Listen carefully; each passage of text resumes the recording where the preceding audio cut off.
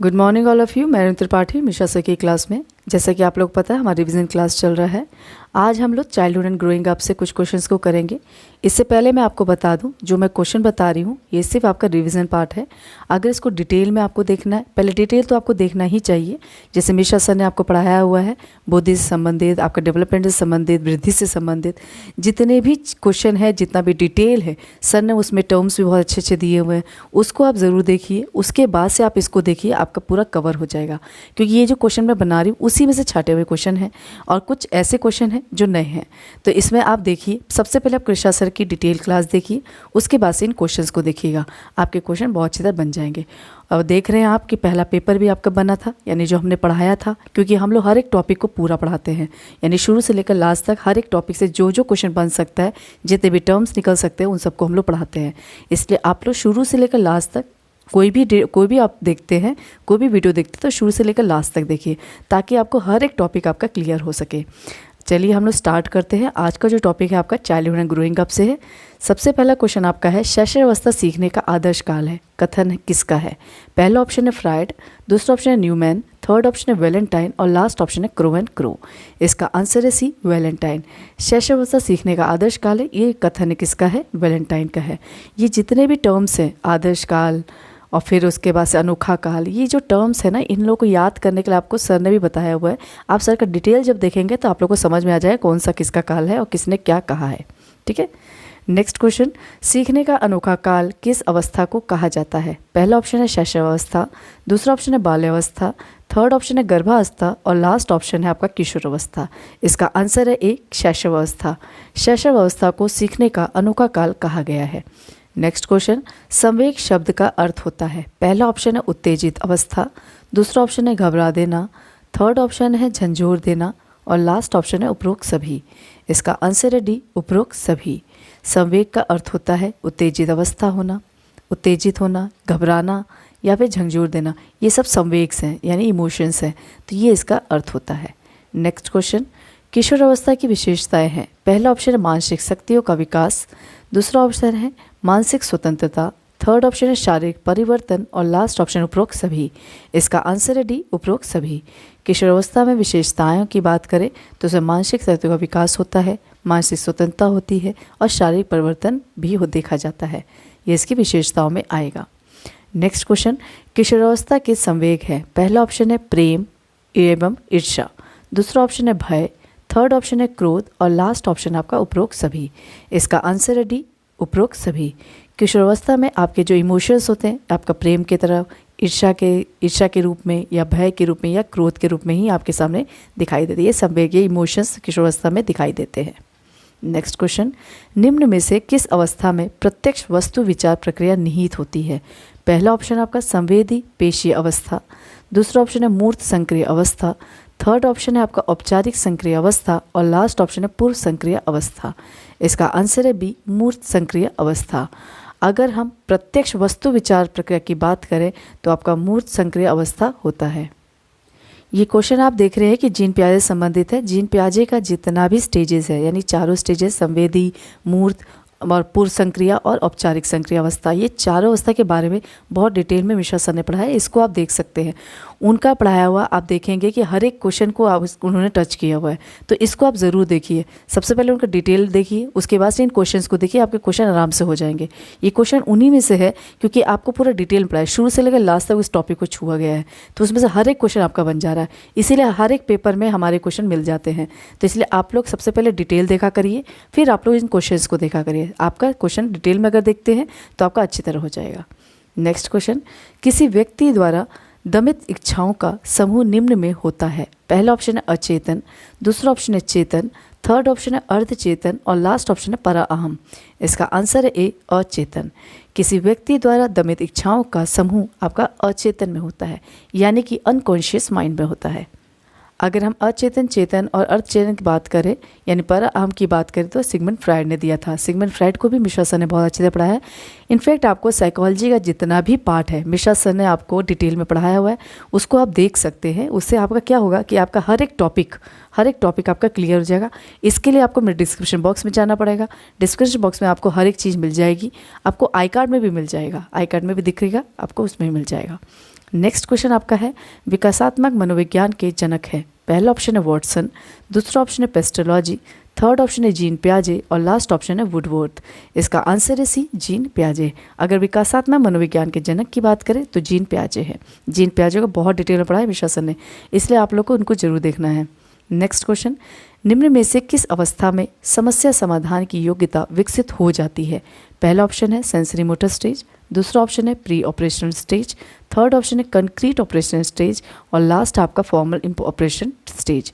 और इसका आंसर है डी, और फॉर्मल ऑपरेशन स्टेज। यानी कि आपका जो लास्ट स्टेज होता है यानी कि फॉर्मल ऑपरेशन स्टेज होता है, उसमें समस्या समाधान की योग्यता विकसित हो जाती है। जीन पियाजे से संबंधित है। इन चारों स्टेजेस को आपको पता होना चाहिए। इन स्टेजेस में आपकी एज का पता होना चाहिए, इसमें क्या बच्चा करता है, किन किन योग्यताओं का इनका विकास होता है, इसको भी आपको याद रखना है। इसके लिए आपको डिटेल किस में देखना है? मिश्रा सर से। मैं मिश्रा सर का पॉइंट इसलिए कर रही हूँ क्योंकि उनका पढ़ाया हुआ आपको देखेंगे कि हर एक चीज़ को उन्होंने टच किया हुआ है, और मैं जब बोलती हूँ तो वो क्वेश्चन ज़रूर आता है, इसलिए आप लोग ज़रूर इसको देख लीजिए। नेक्स्ट क्वेश्चन, अधिगम आदतों, ज्ञान तथा अभिवृत्तियों का अर्जन है, किसने कहा? पहला ऑप्शन है वुडवर्थ, दूसरा ऑप्शन है Crow and Crow, third option है गिलफोर्ड और लास्ट ऑप्शन है गिट्स एंड अन्य। इसका आंसर है B, Crow and Crow. Crow and Crow ने कहा कि अधिगम आदतों, ज्ञान तथा अभिवृत्तियों का अर्जन है। नेक्स्ट क्वेश्चन, मनोविज्ञान में अधिगम शब्द का प्रयोग किस रूप में किया जाता है? पहला ऑप्शन है प्रक्रिया, दूसरा ऑप्शन है परिणाम, थर्ड ऑप्शन है ज्ञान और लास्ट ऑप्शन है प्रक्रिया एवं परिणाम। इसका आंसर है डी, प्रक्रिया एवं परिणाम। अगर हम मनोविज्ञान में अधिगम शब्द का प्रयोग देखें तो उसमें प्रक्रिया और परिणाम यानी प्रोसेस और रिजल्ट दोनों ही होता है। नेक्स्ट क्वेश्चन, किसी क्रिया को बार बार दोहराने से उसका संबंध दृढ़ हो जाता है, थॉर्नडाइक के किस विचार पर आधारित है, किस नियम पर आधारित है?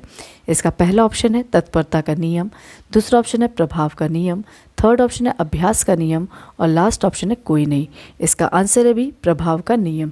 ये नियम किस पर आधारित है? प्रभाव के नियम पर आधारित है कि किसी क्रिया को बार बार दोहराने से उसका संबंध दृढ़ हो जाता है।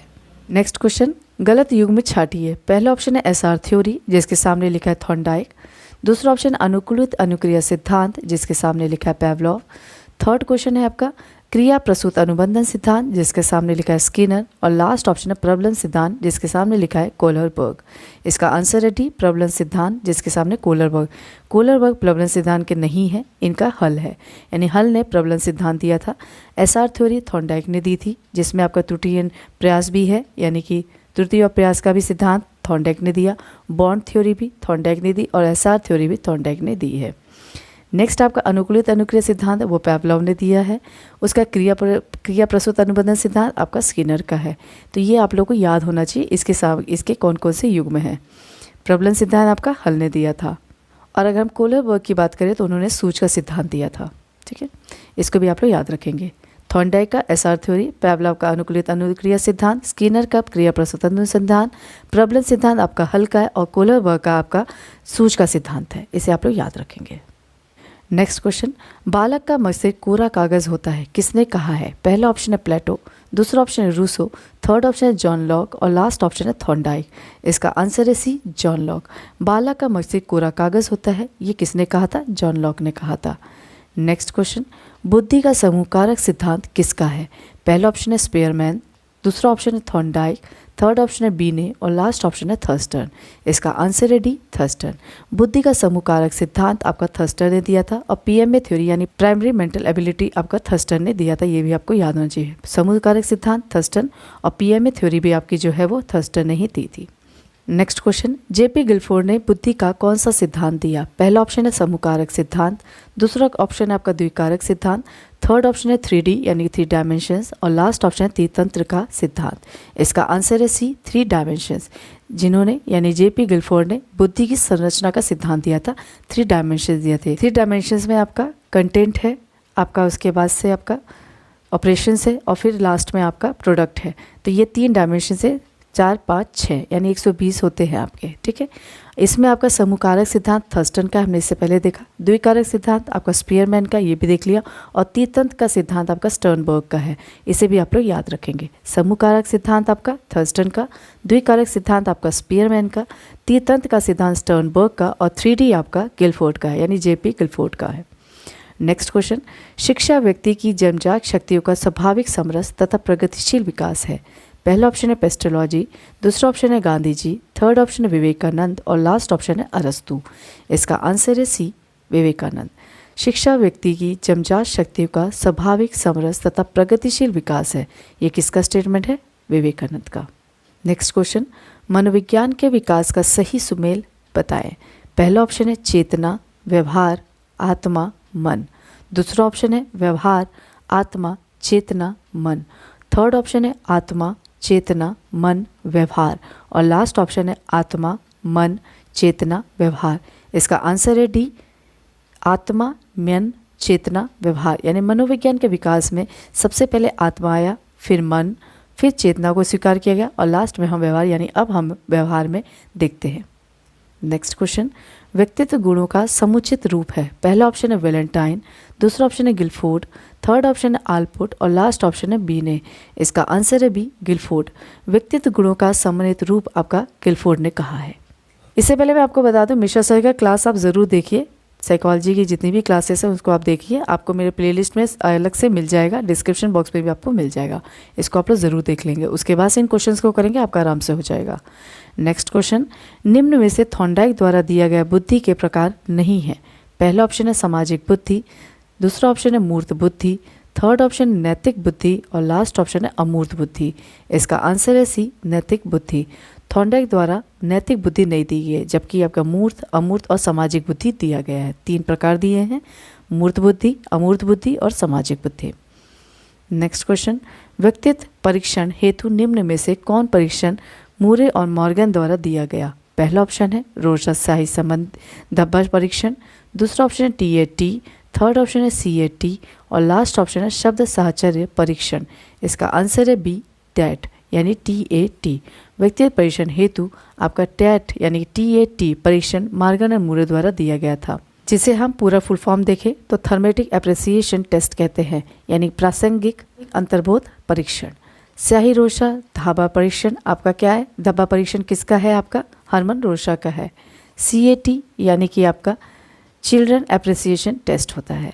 और नेक्स्ट आपका है शब्द साहचर्य परीक्षण, ये भी आप लोग देख लेंगे। नेक्स्ट क्वेश्चन, मनोविश्लेषणात्मक सिद्धांत किसका है? पहला ऑप्शन है सिगमंड फ्राइड, दूसरा ऑप्शन है आलपोर्ट, थर्ड ऑप्शन है RV केटल और लास्ट ऑप्शन है अब्राहम मैस्लो। इसका आंसर है ए, सिगमंड फ्राइड। मनोविश्लेषणात्मक सिद्धांत का सिद्धांत किसने दिया? सिगमंड फ्राइड ने दिया। आलपोर्ट पर RV केटल की बात करें तो इन्होंने ट्रेड्स दिया था, उसकी ट्रेड थ्योरी दी थी। और जब अब्राहम मैस्लो की बात करें तो उन्होंने नीड थ्योरी दी थी। इसे भी आप लोग याद रखेंगे। नेक्स्ट क्वेश्चन, किस शिक्षण विधि का विचार DV ने दिया था? पहला ऑप्शन है आपका डाल्टन विधि, दूसरा ऑप्शन है प्रोजेक्ट विधि, थर्ड ऑप्शन है आगमन विधि और लास्ट ऑप्शन है विश्लेषण विधि। इसका आंसर है बी, प्रोजेक्ट विधि। यानी प्रोजेक्ट विधि शिक्षण विधि का विचार किसने दिया था? आपका DV ने दिया था, जॉन DV। नेक्स्ट क्वेश्चन, निम्न में से कौन सी अनुसूची राजभाषा से संबंधित है? पहला ऑप्शन है 5वीं, दूसरा ऑप्शन है 6ठी, तीसरा ऑप्शन है 7वीं और लास्ट ऑप्शन है 8वीं। इसका आंसर है डी, 8वीं। यानी 8वीं अनुसूची में राजभाषा से संबंधित है। नेक्स्ट क्वेश्चन, स्त्री शिक्षा हेतु प्रोत्साहन तथा बालिका विद्यालय को विशेष अनुदान देने की बात सर्वप्रथम किस आयोग ने किया गया? पहला ऑप्शन है हंटर आयोग, दूसरा ऑप्शन है Kothari commission, third option Radha Krishnan आयोग और लास्ट ऑप्शन है वुड डिस्पैच। इसका आंसर है D, Wood dispatch. Wood dispatch में स्त्री शिक्षा हेतु प्रोत्साहन तथा बालिका विद्यालय को विशेष अनुदान देने की बात सर्वप्रथम की गई थी। नेक्स्ट क्वेश्चन, संवेग शब्द किसी प्रकार के आवेश में आने, भड़क उठने और उत्तेजित होने की दशा को सूचित करता है। ये कथन किसका है? पहला ऑप्शन आपका जर्सील्ड का, दूसरा ऑप्शन है वुडवर्थ का, थर्ड ऑप्शन है मैकडूगल का और लास्ट ऑप्शन है ब्रिजेज का। इसका आंसर है ए, जर्सील्ड का। जर्सील्ड का कथन है कि संवेग शब्द किसी प्रकार से आवेश में आने, भड़क उठने अथवा उत्तेजित होने की दशा को सूचित करता है। नेक्स्ट क्वेश्चन, संवेग चेतना की वह अवस्था है जिसमें रागात्मक तत्व की प्रधानता रहती है। ये स्टेटमेंट किसका है? पहला ऑप्शन है वैलेंटाइन का, दूसरा ऑप्शन है रॉस का, थर्ड ऑप्शन है चार्ल्स सी मॉरिस का और लास्ट ऑप्शन है ब्रिजेज का। इसका आंसर है बी, रॉस का। रॉस का क्या स्टेटमेंट है कि संवेग चेतना की वह अवस्था है जिसमें रागात्मक तत्व की प्रधानता रहती है। अगर वैलेंटाइन की बात करें तो वैलेंटाइन ने कहा था कि जब रागात्मक प्रकृति का वेग बढ़ जाता है तभी संवेग की उत्पत्ति होती है। वैलेंटाइन ने क्या कहा कि जब रागात्मक प्रकृति का वेग बढ़ जाता है तभी संवेग की उत्पत्ति होती है। अगर हम चार्ल्स सी मॉरिस की बात करें तो उन्होंने कहा था कि संवेग एक ऐसी जटिल भावात्मक अनुभूति जिसमें आंतरिक रूप से व्यक्ति को शारीरिक परिवर्तनों से गुजरना पड़ता है तथा जिसकी बाह्य अभिव्यक्ति विशेष व्यवहार, प्रतिमानों तथा लक्षणों के रूप में होती है। मॉरिस ने क्या कहा था कि संवेग एक ऐसी जटिल भावात्मक अनुभूति जिसमें आंतरिक रूप से व्यक्ति को शारीरिक परिवर्तन से गुजरना पड़ता है तथा जिसकी बाह्य अभिव्यक्ति विशेष व्यवहार, प्रतिमानों तथा लक्षणों के रूप में होती है।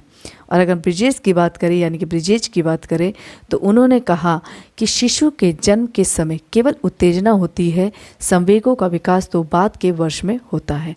ब्रिजेश ने क्या कहा कि शिशु के जन्म के समय केवल उत्तेजना होती है, संवेगों का विकास तो बाद के वर्षों में होता है। इसे भी आप लोग याद रखेंगे।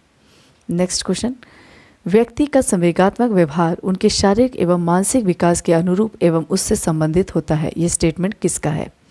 पहला ऑप्शन है आपका रॉस का, दूसरा ऑप्शन है वुडवर्थ का, थर्ड ऑप्शन है गेट्स का और लास्ट ऑप्शन है मैकडूगल का। इसका आंसर है आपका गेट्स का। गेट्स का ये स्टेटमेंट है। उन्होंने कहा कि व्यक्ति का संवेगात्मक व्यवहार उनके शारीरिक और मानसिक विकास के अनुरूप एवं उससे संबंधित होता है। अगर हम रॉस की बात करें, रॉस का हमने पढ़ा था कि रॉस ने क्या कहा है कि संवेग चेतना की व्यवस्था है जिसमें रागात्मक तत्व की प्रधानता रहती है। और अगर हम मैकडूगल की बात करें तो मैकडूगल ने कहा था कि संवेग मूल प्रवृत्तियों के केंद्रीय, आवश्यक और अपरिवर्तनशील आधार होते हैं। मैकडूगल ने क्या कहा कि संवेग मूल प्रवृत्तियों के केंद्रीय, आवश्यक और अपरिवर्तनशील आधार होते हैं। इसे भी आप लोग याद रखें। वुडवर्थ ने क्या कहा? वुडवर्थ इसमें बच गया है। वुडवर्थ का क्या कहा कि संवेग मन की उत्तेजित अवस्था है। वुडवर्थ ने क्या कहा कि संवेग मन की उत्तेजित अवस्था है। नेक्स्ट क्वेश्चन, संवेगों के कितने प्रकार हैं? पहला ऑप्शन है आपका 2, दूसरा ऑप्शन है 3, तीसरा ऑप्शन है 7 और लास्ट ऑप्शन है 4। इसका आंसर है ए 2। संवेगों के 2 प्रकार होते हैं, जैसे राग पर आधारित होता है और एक द्वेष पर आधारित होता है। राग का मतलब होता है प्रेम एवं करुणा, दया, आनंद, ये आपका राग पर आधारित है। जबकि द्वेष पर आधारित आपका क्रोध, घृणा और भय होता है। इसे आप याद रखेंगे। राग के आधार पर प्रेम, करुणा, दया, आनंद और द्वेष के आधार पर संवेग आपके क्रोध, घृणा, भय होता है। ये सब इसमें इंक्लूड है। नेक्स्ट क्वेश्चन, अधिगम की विशेषताएं हैं। पहला ऑप्शन है अधिगम संपूर्ण जीवन चलता है, दूसरा ऑप्शन है अधिगम परिवर्तन है, थर्ड ऑप्शन है अधिगम सार्वभौमिक है और लास्ट ऑप्शन है उपरोक्त सभी। इसका आंसर है डी, उपरोक्त सभी। अधिगम की विशेषताओं की बात करें तो अधिगम आपका संपूर्ण जीवन चलता रहता है, या नर्लिंग आपकी शुरू से लेकर लास्ट तक, जब तक आपकी मृत्यु नहीं हो जाए तब तक चलती रहती है। और अधिगम हमेशा परिवर्तन करता रहता है, यानी कि हमेशा परिवर्तन होता रहता है और ये सार्वभौमिक है। इसे आप लोग याद रखेंगे। नेक्स्ट क्वेश्चन, अधिगम है। पहला ऑप्शन है विकास, दूसरा ऑप्शन है अनुकूलन, थर्ड ऑप्शन है उद्देश्य पूरा और द लास्ट ऑप्शन आपका उपरोक्त सभी। इसका आंसर है डी, उपरोक्त सभी। यानी अधिगम आपका विकास है, अनुकूलन है और उद्देश्य पूर्ण है। नेक्स्ट क्वेश्चन आपका बनता है कि अधिगम के मुख्य नियम है। पहला ऑप्शन है तत्परता का नियम, दूसरा ऑप्शन है अभ्यास का नियम, थर्ड ऑप्शन है प्रभाव का नियम और लास्ट ऑप्शन है उपरोक्त सभी। इसका आंसर है डी, उपरोक्त सभी। अगर हम अधिगम के मुख्य नियम की बात करें तो इसमें आपका तत्परता का नियम, अभ्यास का नियम और प्रभाव का नियम आता है, जिसे थॉर्नडाइक ने दिया था। उनका एसआर थ्योरी, बॉन्ड थ्योरी, त्रुटि एंड एरर, यानी कि आपका ये वाला भी आपका जो है नियम, ये आपके थॉर्नडाइक से संबंधित है। नेक्स्ट क्वेश्चन, प्रेरणा कार्य को आरंभ करने, जारी रखने और नियमित करने की प्रक्रिया है। ये स्टेटमेंट किसका है? पहला ऑप्शन है गुड का, दूसरा ऑप्शन है टीपी नन का, थर्ड ऑप्शन है मैकडूगल का और लास्ट ऑप्शन है ड्रेवर का। इसका आंसर है ए, गुड का। गुड का ये स्टेटमेंट है कि प्रेरणा कार्य को आरंभ करने, जारी रखने और नियमित करने की प्रक्रिया है। अगर हम टीपी नन की बात करें, पीपी नन ने बोला था कि प्रेरणा किसी कार्य को जागृत करने, उसके प्रगति से संबंधित गतिविधियों को जारी रखने और कार्य के तरीकों को नियमित करने की प्रक्रिया है। ये स्टेटमेंट किसका था? पीटी यंग का। नेक्स्ट आपका जो मैकडूगल है, मैकडूगल ने कहा कि प्रेरणा मनुष्य के भीतर की शारीरिक और मानसिक अवस्थाएं हैं जो किन्हीं विशेष दशाओं में कार्य करने के लिए प्रेरित करती है। मैकडूगल ने क्या कहा कि प्रेरणा मनुष्य के भीतर की शारीरिक और मानसिक अवस्थाएं हैं जो किन्हीं विशेष दशाओं में कार्य करने के लिए प्रेरित करती हैं। अगर हम ड्रेवर की बात करें तो ड्रेवर ने कहा कि अभिप्रेरणा एक भावात्मक क्रियात्मक कारक है जो चेतन अथवा अचेतन ढंग से निर्धारित परिणाम अथवा लक्ष्य की ओर व्यक्ति के व्यवहार की दिशा को निर्धारित करने के लिए क्रियाशील होता है। मैं फिर से रिवाइज कर दे रही हूँ। जेम्स टेवर ने क्या कहा कि अभिप्रेरणा एक भावात्मक क्रियात्मक कारक है जो चेतन अथवा अचेतन ढंग से निर्धारित परिणाम अथवा लक्ष्य की ओर व्यक्ति के व्यवहार की दिशा को निर्धारित करने के लिए क्रियाशील होता है। नेक्स्ट क्वेश्चन, अभिप्रेरणा की विशेषताएं हैं। पहला ऑप्शन है मनुष्य की आंतरिक शक्ति, दूसरा ऑप्शन है एक प्रक्रिया, थर्ड ऑप्शन है आवश्यकता का होना आवश्यक और लास्ट ऑप्शन उपरोक्त सभी। इसका आंसर है डी, उपरोक्त सभी। अभिप्रेरणा की विशेषताओं में बात करें तो उसमें मनुष्य की आंतरिक शक्ति, एक प्रक्रिया और आवश्यकता का होना आवश्यक होता है। नेक्स्ट क्वेश्चन, अभिप्रेरणा एक प्रक्रिया है जिसके परिणाम किस रूप में सामने आते हैं। पहला ऑप्शन है सफलता के रूप में, दूसरा ऑप्शन है आपका असफलता के रूप में, थर्ड ऑप्शन है समायोजन के रूप में और लास्ट ऑप्शन है उपरोक्त सभी के रूप में। इसका आंसर है डी, उपरोक्त सभी के रूप में, क्योंकि अभिप्रेरणा एक प्रोसेस है जिसका परिणाम हमारे सामने सफलता के रूप में भी आ सकता है, असफलता के रूप में भी आ सकता है और समायोजन के रूप में भी आ सकता है। नेक्स्ट क्वेश्चन, जन्मजात अभिप्रेरक है। पहला ऑप्शन है भूख एवं काम, दूसरा ऑप्शन है प्यास एवं निद्रा, थर्ड ऑप्शन है विश्राम आदि और लास्ट ऑप्शन है उपरोक्त सभी। इसका आंसर है डी, उपरोक्त सभी। जन्मजात अभिप्रेरक में आपका भूख, काम, प्यास, निद्रा, विश्राम ये सभी आते हैं। अगर हम ये अर्जित अभिप्रेरक की बात करें तो उसमें आदत एवं रुचि आती है, आकांक्षा एवं अभिवृत्ति आती है। नेक्स्ट क्वेश्चन आपका है मैडुगल ने कितनी मूल प्रवृत्तियों की सूची प्रस्तुत की। पहला ऑप्शन है 10, दूसरा ऑप्शन है 12, तीसरा ऑप्शन है 14 और लास्ट ऑप्शन है 15। इसका आंसर है सी, 14। मैकडूगल की आपकी मूल प्रवृत्तियां 14 सूची में प्रस्तुत की गई हैं। नेक्स्ट क्वेश्चन आपका सही युग्म को छाटिए। पहला ऑप्शन है अभिप्रेरणा का मूल प्रवृत्ति सिद्धांत जो कि आपका विलियम्स मैकडूगल ने दिया। दूसरा ऑप्शन है अभिप्रेरणा के मार्ग सिद्धांत जिसे आपका मेस्लो ने दिया। अभिप्रेरणा का अंतर्निहित सिद्धांत जिसका आपका हल ने दिया। तो ये और लास्ट ऑप्शन आपका उपरोक्त सभी। इसका आंसर है डी, उपरोक्त सभी। ये सभी युग्म आपके सही हैं। अभिप्रेरणा का मूल प्रवृत्ति सिद्धांत आपका विलियम मैकडूगल ने दिया था। अभिप्रेरणा का मांग का सिद्धांत आपका मेस्लो ने दिया था।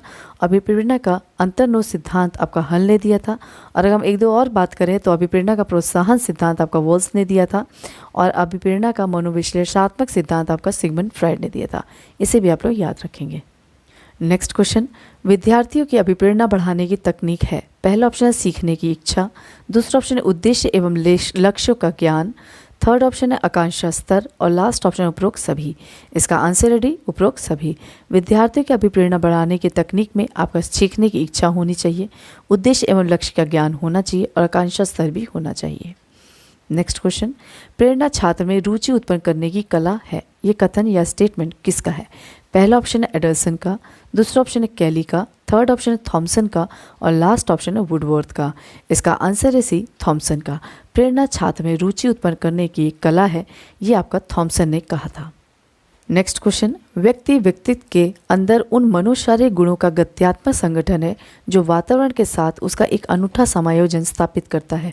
ये स्टेटमेंट किसका है। ये स्टेटमेंट बहुत ही इंपॉर्टेंट है, इसको आप लोग फिर से सुनेंगे कि व्यक्तित्व व्यक्ति के अंदर उन मनोशारीरिक गुणों का गत्यात्मक संगठन है जो वातावरण के साथ उसका एक अनूठा समायोजन स्थापित करता है। ये स्टेटमेंट किसका है।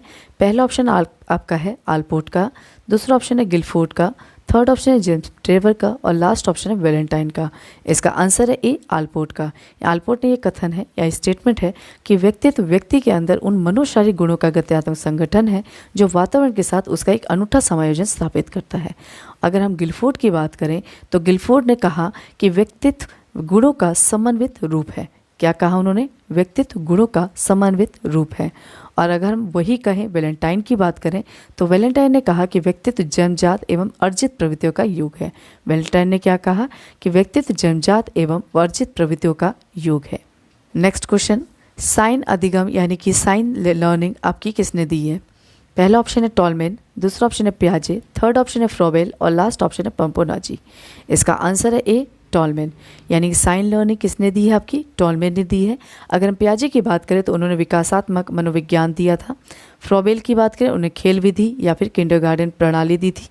और लास्ट आपका पंपोनाजी है, उन्होंने मनोविज्ञान मन का विज्ञान कहा है। मनोविज्ञान को मन का विज्ञान कहा है।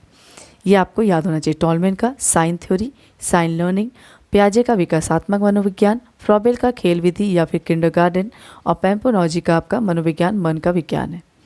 नेक्स्ट क्वेश्चन, गेस्टाल्ट वाद के जनक हैं। पहला ऑप्शन है वर्दीमर, दूसरा ऑप्शन है अरस्तु, थर्ड ऑप्शन है पेस्टोलॉजी और लास्ट ऑप्शन है थॉर्नडाइक। इसका आंसर है ए वर्दीमर। अगर हम गेस्टाल्ट वाद के जनक की बात करें तो वर्दीमर है, और दूसरा आपका बता दें अरस्तु, तो अरस्तु को हमारे मनोविज्ञान के जनक माने जाते हैं, पेस्टोलॉजी को बाल मनोविज्ञान के जनक माने जाते हैं और थॉर्नडाइक को शिक्षा मनोविज्ञान के जनक माने जाते हैं। मैं इसको रिवाइज कर दे रही हूँ। वर्दीमर किसके हैं? गेस्टाल्ट वाद के जनक माने जाते हैं। अरस्तु आपके मनोविज्ञान के जनक माने जाते हैं। पेस्टोलॉजी बाल मनोविज्ञान के जनक माने जाते हैं और थॉर्नडाइक आपके शिक्षा मनोविज्ञान के जनक माने जाते हैं। नेक्स्ट क्वेश्चन, आधुनिक मनोविज्ञान के जनक किसे कहा जाता है? पहला ऑप्शन है आपका एबिंगहॉस, दूसरा ऑप्शन है आपका विलियम जेम्स, थर्ड ऑप्शन है विलियम वुंड और लास्ट ऑप्शन है जॉन टीवी। इसका आंसर है बी, यानी कि आपका विलियम जेम्स। विलियम जेम्स आपके आधुनिक मनोविज्ञान के जनक माने जाते हैं, जबकि आपका अधिगम मनोविज्ञान के जनक एबिंगहॉस माने जाते हैं और त्रिध्रुवी आपका जॉन टीवी ने दिया था और विलियम वुंड ने प्रयोगशाला मनोविज्ञान के जनक माने जाते हैं। फिर से बता दे रही हूँ मैं आपको, एबिंगहॉस आपके अधिगम मनोविज्ञान के जनक माने जाते हैं, आधुनिक मनोविज्ञान के जनक आपके विलियम जेम्स हैं और प्रयोगशाला मनोविज्ञान के जनक आपके विलियम वुंड है, जबकि त्रिध्रुवीय प्रक्रिया आपकी जॉन टीवी ने दी थी, यानी ट्राइपोलर आपका जो प्रोसेस है वो जॉन टीवी ने दिया था। आज के वीडियो का लास्ट क्वेश्चन आपका, डिस्लेक्सिया किससे संबंधित है? पहला ऑप्शन है पठन, दूसरा ऑप्शन है वाक, तीसरा ऑप्शन लेखन और लास्ट ऑप्शन लेखन एवं चित्तांकन संबंधी। इसका आंसर है ए पठन। डिस्लेक्सिया किससे संबंधित है? पठन से है। जिसमें आपका तारे ज़मीं पे देखा था डिस्लेक्सिया था, उसको डिस्लेक्सिया पठन से संबंधित है। अफेजिया आपका वाक से संबंधित है, डिस्ग्राफिया आपका लेखन से संबंधित है, जबकि आपका डिस्प्रेक्सिया लेखन एवं चित्तांकन संबंधी से संबंधित है। यानी डिस्लेक्सिया पठन से संबंधित, अफेजिया वाक से संबंधित, डिस्ग्राफिया आपका लेखन से संबंधित और डिस्प्रेक्सिया आपका लेखन एवं चित्तांकन संबंधित से होता है। इसे भी आप लोग याद रखेंगे। ये तो था मेरा पूरा वीडियो। अगर आपको मेरा प्रयास अच्छा लगे तो इसे लाइक कीजिए, शेयर कीजिए, कमेंट ज़रूर कीजिए, सब्सक्राइब करना बिल्कुल ना भूलें। तब तक के लिए धन्यवाद।